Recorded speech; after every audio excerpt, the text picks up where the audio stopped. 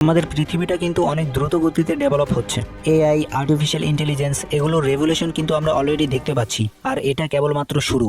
আজ থেকে 5 বছর আগে যা প্রাসঙ্গিক ছিল তা আজ অপ্রচলিত হয়ে গেছে, এবং এখন যা খুব চলছে তা আজ থেকে কয়েক বছর পর হয়তোবা নাও চলতে পারে। তাই এই পরিবেশে টিকে থাকতে হলে সবসময় শেখা এবং নিজেকে ইমপ্রুভ করা এটি একটি গুরুত্বপূর্ণ হাতিয়ার। এর সবচেয়ে ভালো উদাহরণ হচ্ছে নোকিয়া। 90 দশকের দিকে নোকিয়া ছিল মোবাইল ফোন ইন্ডাস্ট্রির কিং। প্রত্যেক ব্যক্তির হাতে হাতে ছিল নোকিয়া কোম্পানির ফোন। সেই সময় মোবাইল ফোন মানেই ছিল নোকিয়া। তখনকার অনেক মানুষ হয়তোবা জানতোই না যে নোকিয়া ছাড়াও অন্য কোনো ফোন পৃথিবীতে আছে। চিন্তা করেন, এত জনপ্রিয়তা, কিন্তু তার শেষ পরিণতি কি হলো? শুধু সময়ের সাথে সাথে নিজেকে আপডেট করতে না পারাই, ডেভেলপ করতে না পারাই সে কোম্পানি এখন হারিয়ে গেছে বললেই চলে। অ্যামাজন এবং অ্যাপেলের মতো কোম্পানি সবসময় নিজেকে আপডেট করে, কারণ তারা জানে যে সময়ের সাথে সাথে নিজেকে আপডেট না করলে তারা টিকে থাকতে পারবে না। একই রুলস আমাদের ক্ষেত্রেও প্রযোজ্য।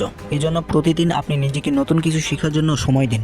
ফর এক্সাম্পল, ওয়ারেন বাফেট সর্বকালের অন্যতম সেরা ইনভেস্টর। তার দিনের একটি বড় অংশ তিনি বই পড়ে এবং নতুন কিছু শেখার জন্য দেয়। তার বিশাল সম্পদ এবং জ্ঞান থাকা সত্ত্বেও বাফেট এখনও প্রতিদিন নিজেকে নতুন কিছু শেখার জন্য সময় দিচ্ছেন, কারণ তিনি জানেন যে অর্থের জগৎ সর্বদা বিকশিত হচ্ছে। তার এই কন্টিনিউয়াসলি লার্নিংয়ের কারণেই তিনি তার গেমের সবার টপে আছেন।